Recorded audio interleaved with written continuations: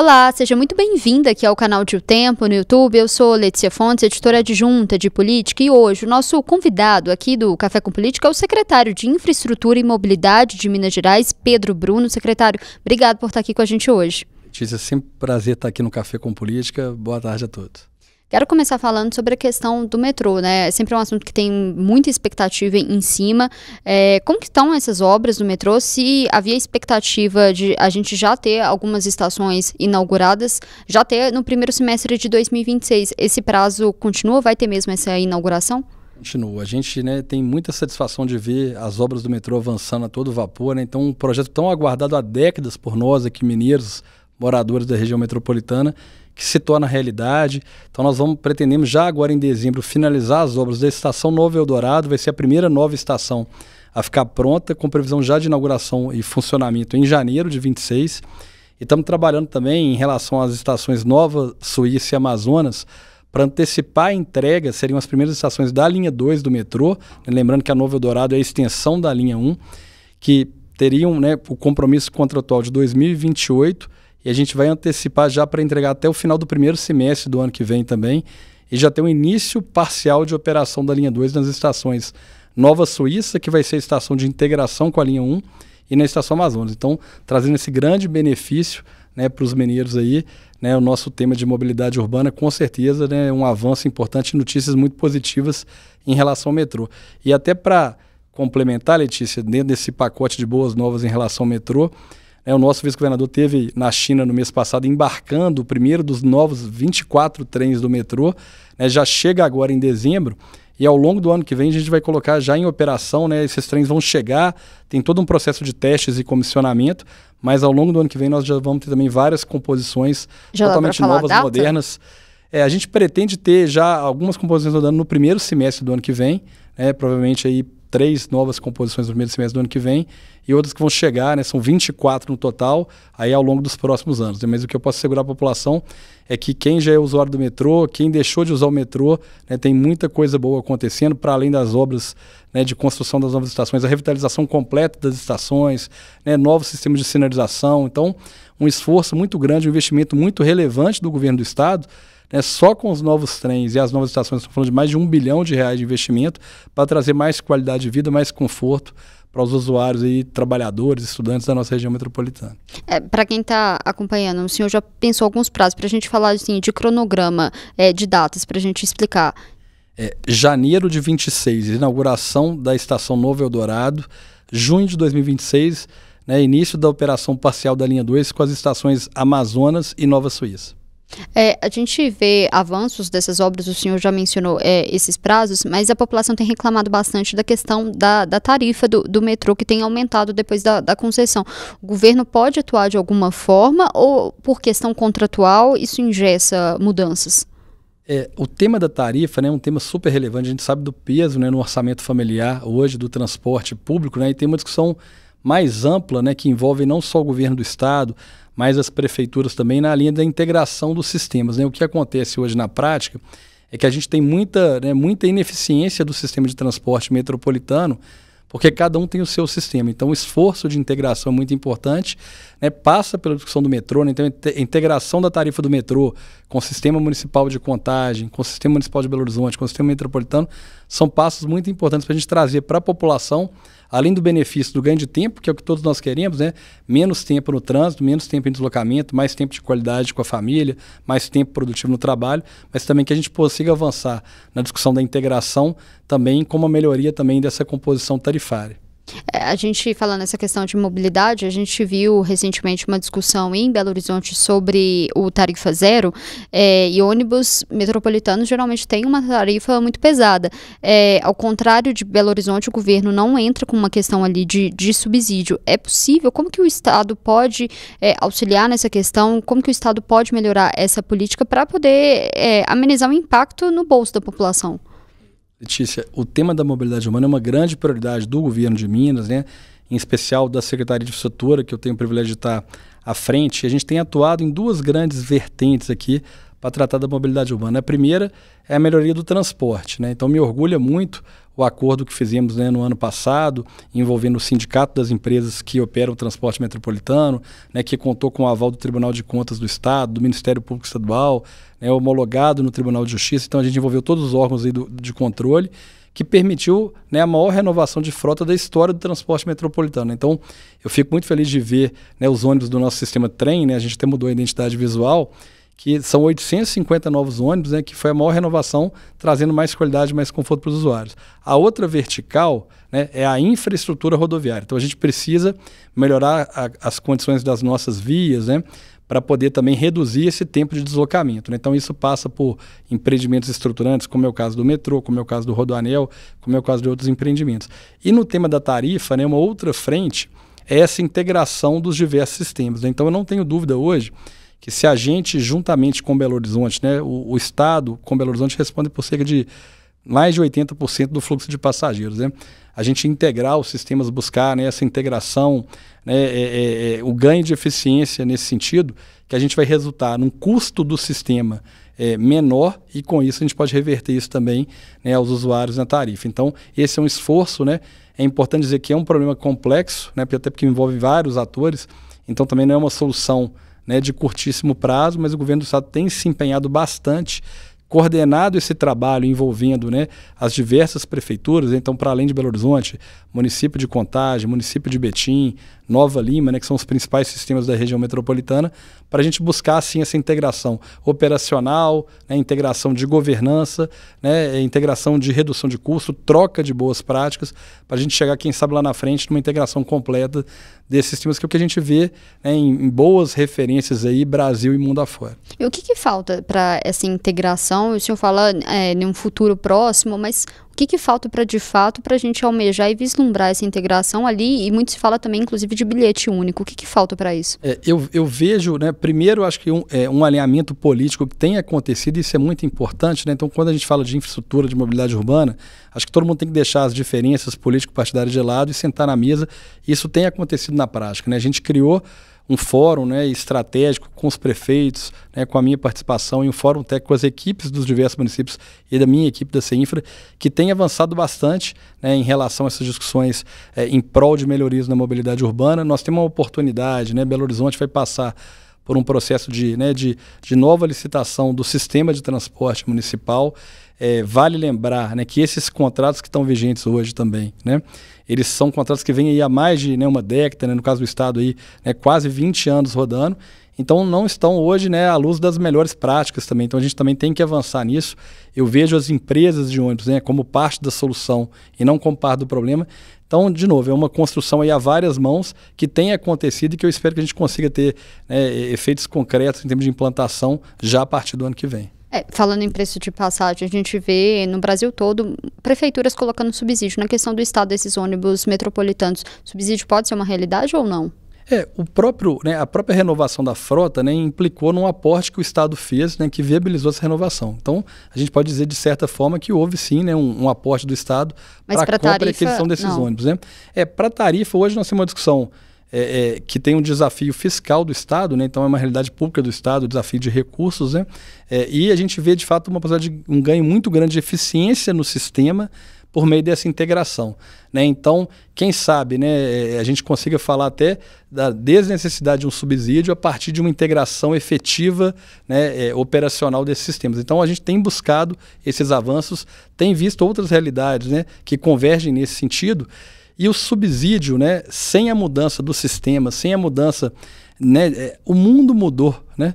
A pandemia mudou muito a forma como a gente se desloca. Hoje, né, há alguns anos atrás, não se falava em home office. Hoje é natural as empresas terem lá dias que as pessoas não trabalham. Então, isso tudo tornou esses contratos, né, defasados em relação à realidade atual. Então, a gente precisa rediscutir o sistema como um todo, trazendo o máximo de eficiência e otimizando o recurso público de um lado e, por outro lado, trazendo mais conforto, mais qualidade para os usuários. É isso que a gente tem perseguido.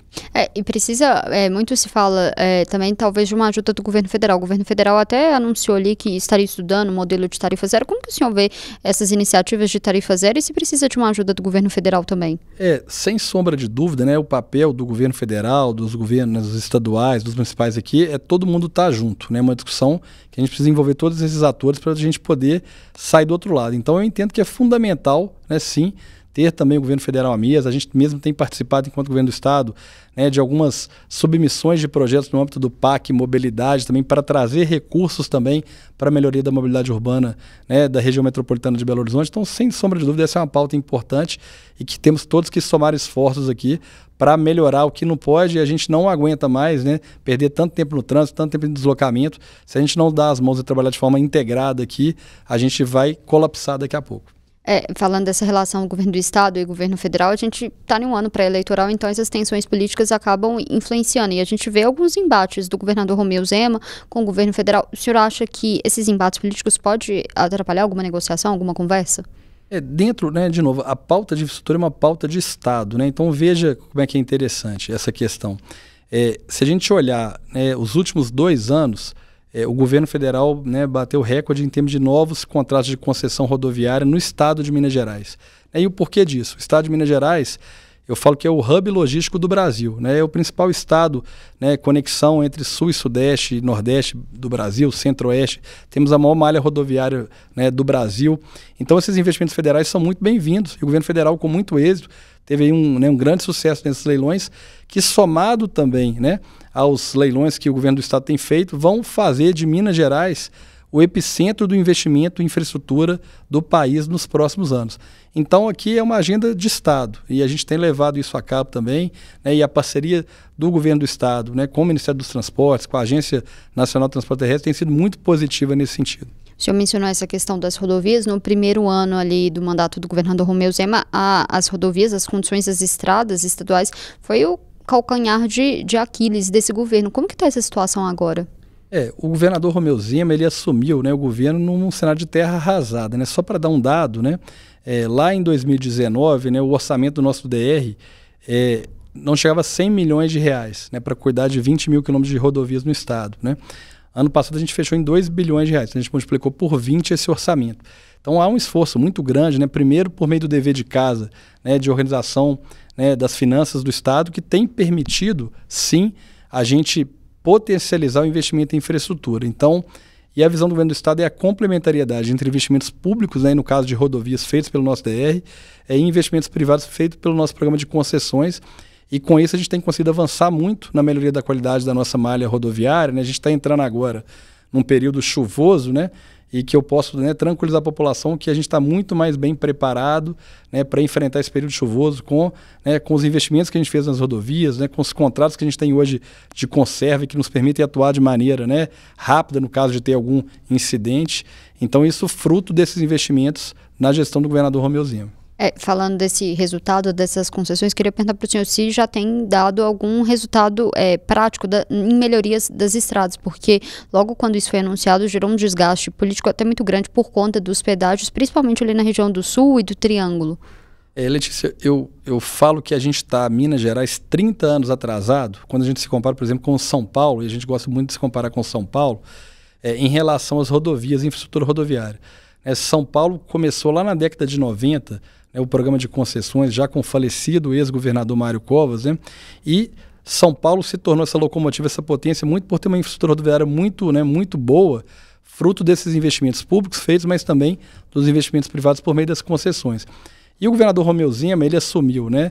Quando ele assume em 2019, a gente tinha uma rodovia concedida no estado, que era a MG-50, e estava no iníciozinho do contrato, né, da BR-135.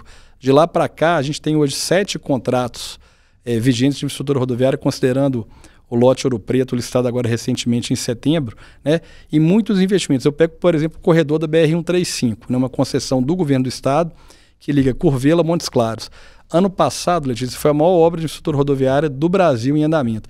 Mais de 80 quilômetros de duplicação, mudou completamente a realidade da região. E aí a gente fez um estudo muito interessante, a Fundação João Pinheiro fez, né, de uma avaliação dessa política pública da concessão. E o que esse estudo mostra, né? Cara, atração de investimentos. Então, quando você tem infraestrutura rodoviária adequada, você trouxe muito investimento, tanto que Montes Claros tem sido cada vez mais um polo, né, atrativo de investimentos, né, de novas indústrias, sobretudo a indústria farmacêutica. Redução de acidentes, então a gente está falando de salvar vidas aqui também, então esse dado é muito importante, né? Redução de acidente com vítima fatal. Esse não é um dado que o Pedro está falando, é um dado da Confederação Nacional do Transporte. As rodovias pedagiadas, né, reduzem 50% na média o número de acidentes, 65% no número de acidentes com vítima fatal. Então nós estamos falando de salvar vidas, né? Por isso tem a maior malha rodoviária, né? Então esse investimento ele é fundamental. Então nós temos essa visão muito clara, né? Que é por meio dessa complementariedade entre o investimento público e o privado que a gente vai avançar. Quando a gente concede os principais corredores do Estado, que é aqueles corredores que têm o maior fluxo, que se viabiliza o modelo de concessão, eu desonero o Estado de investir naqueles trechos e foco, então, o meu investimento público, né, para os demais trechos da malha, e com isso a gente consegue avançar. E é nesse sentido que a gente tem tido muito êxito nos últimos anos, e eu tenho certeza, né, que a gente vai continuar tendo nos próximos, né, por inércia, como eu mencionei, mesmo que a gente, né, quem assumir a cadeira do governador Romeu Zema lá em 27, vai colher as maiores entregas de infraestrutura da história do nosso Estado por investimentos e políticas públicas construídas na gestão, né, do governo atual. Falando em promessas, né, de campanha, inclusive, dessa gestão, era a questão também dos hospitais regionais. Como que estão o andamento da construção dessas obras, se os 5 vão ser entregues ano que vem? A gente está muito entusiasmado, né, com as entregas, a gente está com os hospitais de Divinópolis e Teófilo Otoni, né, praticamente prontos a parte da obra civil, né. Vale destacar aqui o desafio que é receber, né, um esqueleto de obra, né, que ficou 10, 15 anos parado e retomar, né. Isso já é desafiador na ótica da contratação privada, o que dirá na administração pública. E o governador tem sido aí o maior pagador de promessas dos outros. E nos hospitais regionais não vai ser diferente. Nós vamos entregar, sim, os 5 hospitais, né, os primeiros agora de Divinópolis e Teófilo Otoni, né, que vão ficar prontos esse ano, no ano de 2025, e Lafayette, Valadares e Sete Lagoas serão entregues ao longo do ano de 2026, cumprindo essa importante promessa, trazendo esse grande benefício, né, que vai ter um impacto significativo, né, na descentralização do atendimento à saúde no estado de Minas Gerais. Então é um trabalho que a gente se orgulha muito. Com muito desafio, como é recepcionar uma obra complexa, como é um hospital, né, com todo o desafio de continuar uma obra. Tem casos ali que às vezes era mais fácil de derrubar e começar de novo, né? Então tem um desafio muito grande, mas nós temos feito um trabalho muito diligente e vamos sim concluir esses 5 hospitais na gestão do governador Romeu Zema. A gente já escutou vários prefeitos, né, que vão receber esses hospitais regionais, e eles acabam reclamando de uma falta de diálogo, inclusive entre as prefeituras com o governo do estado. Como que o senhor avalia essas críticas ali de que das prefeituras não acharem que tem diálogo com o estado nessa questão ali dos hospitais regionais? O que eu posso dizer é que diálogo, né, infraestrutura é uma pauta de Estado, e o diálogo é fundamental, e o governo do Estado nunca se furta ao diálogo com qualquer ator que seja. Muito pelo contrário, né? Todo o diálogo é bem-vindo na linha da gente construir e avançar. Então, quando se fala, é uma pauta que talvez eu não seja o porta-voz melhor, mas quando você fala da discussão até de qual que vai ser a política assistencial de cada hospital, é um diálogo que é conduzido com muita propriedade pela Secretaria de Saúde, envolvendo todos os atores, prefeituras, né, lideranças locais. Então é um trabalho de muito diálogo, né? Agora, naturalmente, em empreendimentos complexos como é a infraestrutura também, talvez a gente não consiga atender a todos, né, como eles gostariam. Então é sempre a busca, né, a arte aqui é a busca da melhor convergência com foco no interesse público, trazendo o melhor retorno para a população. E aí, falando em convergir, né, interesses diferentes, a gente tem uma questão do Rodoanel, que também é bastante complexa também. O que falta para o Rodoanel andar, avançar, caminhar para valer? E se essa questão das licenças já foi superada ou não? O Rodoanel, Letícia, juntamente com o metrô, são as maiores obras de mobilidade urbana da história da região metropolitana de Belo Horizonte, né? A gente vai, né, ter clareza do impacto do Rodoanel do metrô, né, quando eles estiverem rodando a pleno vapor, né? O metrô, graças a Deus, hoje já é uma realidade, já vamos trabalhar para ter entregas concretas, né, e antecipar o cronograma. Esse é o esforço do governo do estado. E no caso do Rodoanel, nós estamos prontos, né, para início de obra. Tivemos uma decisão judicial recente agora, né, que suspendeu a licença prévia por uma razão, né, que é um questionamento da Federação das Comunidades Quilombolas, que alegam que não tiveram, né, o devido processo de escuta. Então a gente tem dialogado, né, nós pretendemos já ainda esse ano, no mês de dezembro agora, buscar uma conciliação no âmbito do Tribunal, né, da Justiça, né, do Poder Judiciário. Respeitamos decisões judiciais, né, decisões judiciais estão aí para ser cumpridas, mas a gente não tem dúvida do impacto, da importância do rodoanel, basta olhar, né, a quantidade de acidentes diários que a gente tem no anel rodoviário. Né? Então, né, quem achar normal, quem comemorar o atraso do rodoanel, né, e a gente vê todo dia vidas sendo ceifadas no anel rodoviário, né, me desculpa, mas eu não tenho como concordar com isso. Né? O que a gente tem buscado sim é o diálogo. Né? Existe uma legislação, me perdoe que estiver sendo muito técnico, mas é a OIT 169, prevê a consulta livre, prévia e informada a essas comunidades tradicionais. Né? O Estado tem feito nos últimos 2 anos, né, com êxito, essas conversas, esses diálogos com as diversas comunidades. Então já tivemos avanços, né, com as comunidades ciganas, né, com as comunidades de Congado. Estamos aí em vias de fechar essa consulta com as comunidades dos carroceiros, mas especificamente em relação às comunidades quilombolas, que estão organizadas por meio de uma federação, a gente tem tido dificuldade nesse diálogo. E eu dou um exemplo aqui que parece até anedótico, mas a gente já foi nos locais para conversar, já mandou carta, mandou WhatsApp, passou carro de som na rua, publicou chamamento em jornal de grande circulação, mas eu falo que para ter o diálogo, as duas partes têm que querer conversar. E o que a gente percebe de forma muito transparente aqui de certa forma, ter um uso político dessas agendas, né, para atrasar o avanço dessa obra do rodoanel. E isso não tem como a gente concordar. Né? Então, o Estado sempre vai estar aberto ao diálogo para cumprir rigorosamente, né, com todos os requisitos, né, para a gente poder avançar. Agora, o que a gente não pode, né, é um projeto, né, que vai beneficiar aí 6 milhões de moradores da região metropolitana, né, ter cada dia de atraso do rodoanel vidas que estão sendo perdidas no anel rodoviário. E a gente não pode adiar isso, que vai impactar 6 milhões por causa de 600 pessoas. Então, assim, é importante que a gente consiga, de fato, avançar.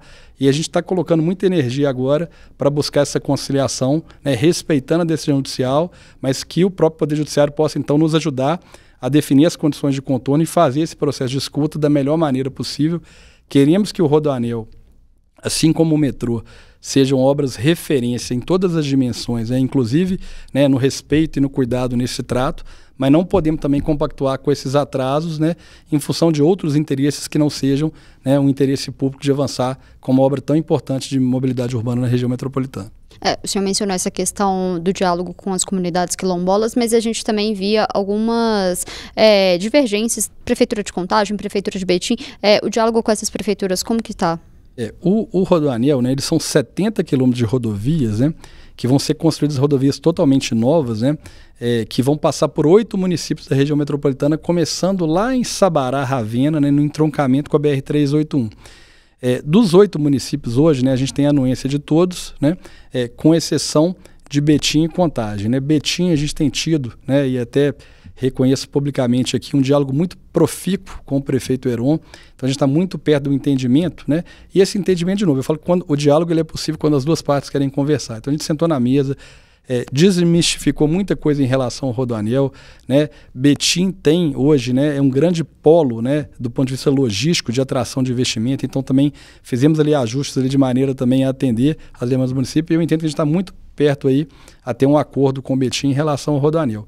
Com Contagem, né, é importante salientar também, né, que tem profundo respeito pela prefeita Marília, né, fomos várias vezes a Brasília construir junto pleitos aí para poder fazer a expansão do metrô em Contagem, tendo trabalhado em outras pautas e tal.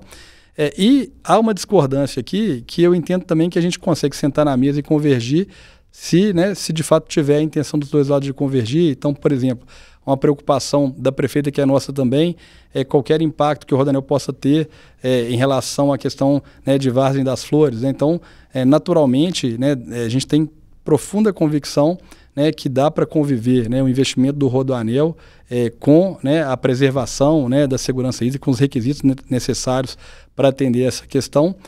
Até porque o rodoanel, ele tem, na região de Contagem, ele passa muito próximo ali à própria Avenida Maracanã, que eu tive a oportunidade até de visitar com a prefeita também, que também está próximo à questão de Vargem das Flores. Então é super possível conviver.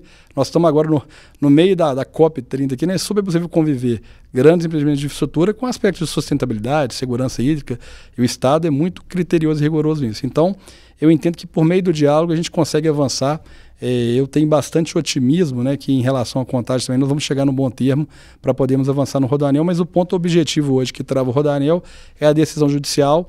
E para superar essa etapa, nós estamos construindo um trabalho de conciliação, esse é a posição do governo do Estado, né, no âmbito do Poder Judiciário, para que a gente consiga, com a Federação Quilombola, avançar em relação a essa consulta e, com isso, obter a licença ambiental necessária ao início das obras do Rodoanel. Uma proposta bastante polêmica, foi um pouco mais no início do ano, foi a questão ali de radares no vetor norte. Essa questão chegou ali para o Tribunal de Contas para poder fazer uma mediação. Depois de tantas críticas que essa proposta sofreu, essa proposta ainda é viável na avaliação do governo? O governo do Estado, né, tem feito um esforço muito grande em prol da mobilidade urbana da região metropolitana. E o projeto do vetor norte, ele traz também um ganho significativo em melhoria, né, obras estruturantes para melhorar a mobilidade urbana da região metropolitana. A gente teve ali uma decisão do Tribunal de Contas que suspendeu, né, o edital do vetor norte, e a gente tem buscado junto ao tribunal, né, que ele inicie essa rodada de conciliação. E eu brinco, Letícia, que a gente na infraestrutura é muito melhor um bom acordo, né, do que travar, né, um investimento, um desenvolvimento, né?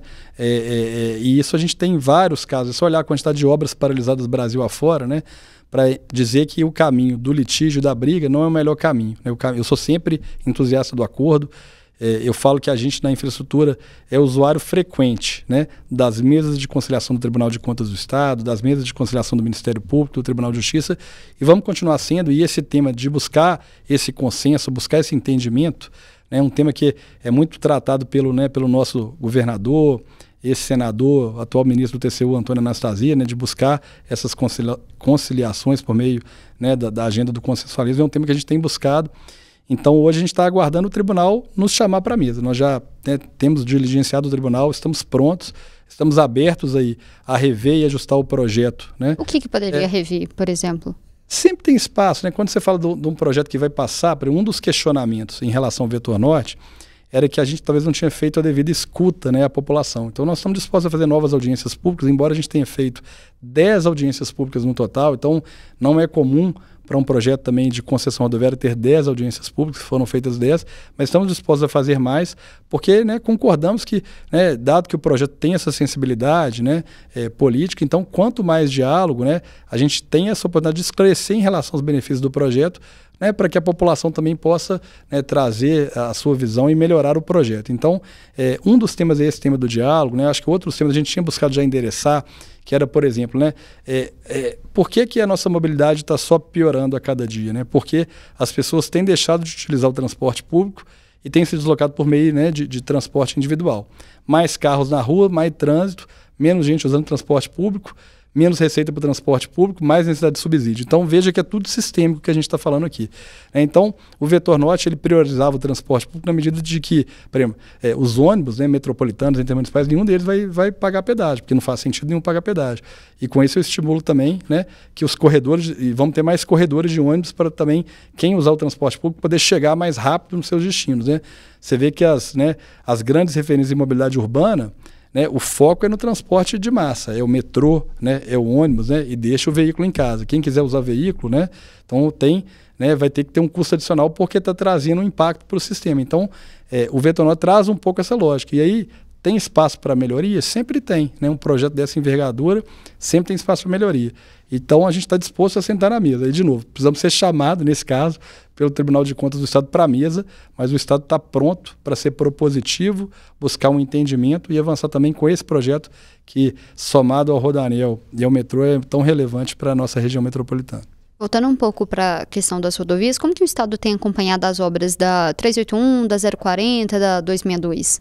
A gente tem acompanhado de perto, né, são projetos, né, de iniciativa do governo federal, mas tudo que o Estado pode colaborar, a gente tem feito. Então, por exemplo, né, a 381, né, que era uma obra, né, um leilão tão aguardado por nós mineiros, que já não aguentávamos mais também trafegar na 381 naquela situação. Então, a gente buscou, né, apoiar o governo federal em relação ao licenciamento ambiental. Né, sempre que as concessionárias nos procuram, tem muita interface, o Estado está sempre aberto a buscar ser muito resolutivo nessas tratativas, temos acompanhado de perto pela relevância desses corredores também, até para o desenvolvimento do nosso estado, né? E o usuário hoje, Letícia, ele não quer saber se a rodovia é federal, rodovia estadual, municipal, ele quer rodar em rodovias em boas condições, né? Rodar com segurança, saber que vai poder ir e voltar com segurança para casa. Então é um trabalho a várias mãos, né? Então a gente tem trabalhado muito próximo, né? Eu cito o exemplo do lote Ouro Preto, né? Concessão feita pelo governo do estado, a primeira grande entrega no âmbito do acordo de reparação de Mariana na agenda de infraestrutura, né? Então o acordo de Mariana, que foi feito o governo do estado com o governo federal, com o governo do Espírito Santo, ministérios públicos, defensorias públicas, foi dedicado no acordo, né, no seu anexo 13, 2 bilhões de reais, né, que viabilizaram a concessão do lote Ouro Preto Mariana, que vai ser toda a duplicação, né, da BR-356, né, saindo ali de Nova Lima, né, passando por Ouro Preto Mariana. Então, que é uma estrada também muito perigosa, né? Nós, belo-horizontinos, deixamos de ir a Ouro Preto, que é um patrimônio, né, da humanidade, pelo desafio da estrada, né? É muito perigoso, muitos acidentes. Então, é um projeto que vai transformar aquela realidade, trazendo mais segurança.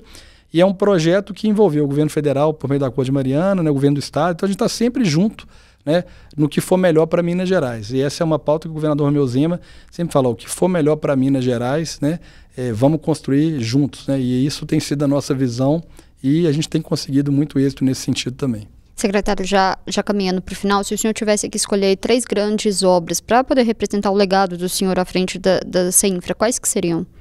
Mais do que meu legado, né, tem sido uma honra poder, né, estou há quase 3 anos aqui à frente da secretaria, mas eu falo que a visão, né, infraestrutura não pode se prender a um ciclo político.